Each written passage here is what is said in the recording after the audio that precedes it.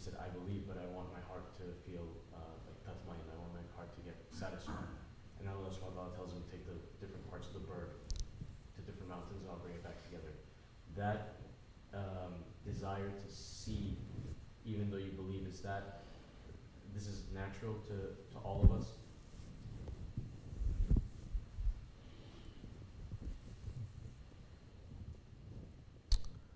It is natural to all of us to see. But that example also, Ibrahim alayhi salam, he is showing that for us. He is speaking for his nation and the nation of the Akhir Zaman. You understand? Especially, what are the nations that's coming from Ibrahim alayhi salam? The Bani Israel and the Arabs. Correct? Now, coming the Bani Israel, that is what they're always asking. They say, seeing is believing. No, it's not. You can see wrong things. You can mis-see. Like they're saying, who was it who said? Person thinking he's looking at the hilal, but he noticed, he says, the hilal. Everyone says, no, it's not. It is. No, it's not. So he is. It is there. It's the new moon. Then he found out that he saw the new moon because his eyelash is covering his eye and he's seeing it. Yes. This is Hazrat Umar saying. So man cannot even see something physical like that and to see the truth. There's a story of the certainty. Ilmu yakin, ainul yakin, and haqqin yakin. The knowledge of certainty, seeing something that is certain, and believing now. Which means now, seeing is just one part of yourself that you can understand. Okay? To understand something. There are so many other parts other than seeing. But mankind, we're putting so much value in this. And because of that value, Allah, being very generous, is showing proof. Now, for those two nations that's coming out, it is very important for them. It is very important for them. They were asking proof from the Holy Prophet ﷺ too. Yet, inside of that, there are a few select ones that they don't need to see. They don't need to see. Because they say, I believe. That they say, we hear and we obey. They don't have to see to obey. They only hear and they obey. So, this is what our Shaykh is trying to teach us, tariqat. This is not submission, just like, just saying believe. This is training to see what is making you to see wrong things, to take it out. And how you're seeing right things, to keep. Then, to learn how to see those things, not with your own eyes, but through the eyes of someone who are better. Through the eyes of the friends of Allah or the prophets of Allah. Because the believer looks with the nur of Allah. And so,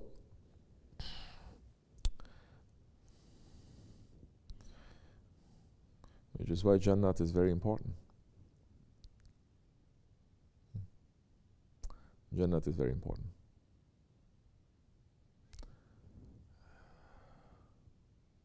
What if there's no Jannat? Will people worship Allah? Something to think about. Allah deserves to be worshipped, no? He doesn't have the reward if you worship. What if there's no Jannat? People will stop believing in Allah. Now, that is a human condition. I do something, I must get something back. You understand? Human. But that's not the condition of a beloved, of a Habib. There's not the condition of a lover. Because the lover now is not asking for something in return. The lover in reality is asking for what he loves, what he loves in return. It's not asking. It's asking for the beloved one.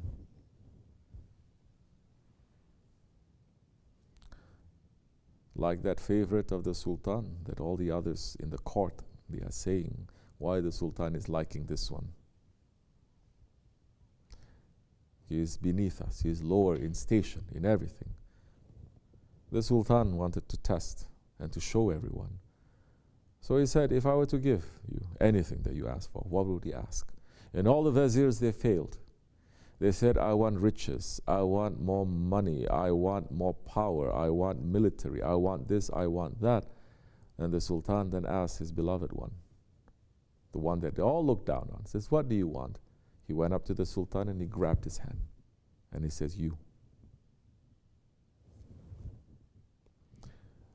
But that is a very high station. And for that, you have to finish yourself. And Allah is still sending that mercy to say now, the one who is only saying you to me, the only one who is only doing it properly is the Holy Prophet ﷺ.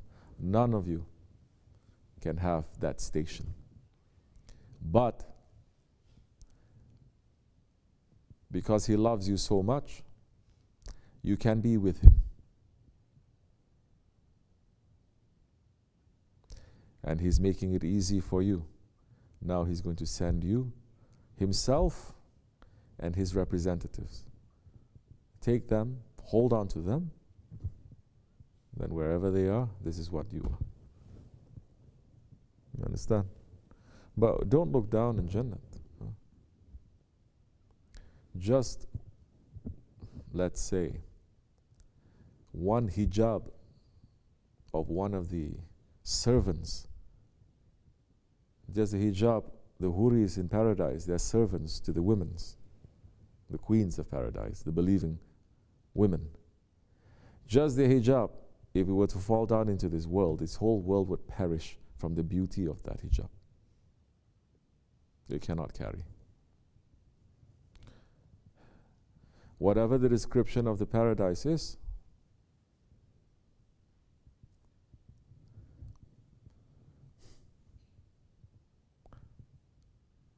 we are feeling something better in the presence of our Shaykh. But it comes with a price also. If you're not,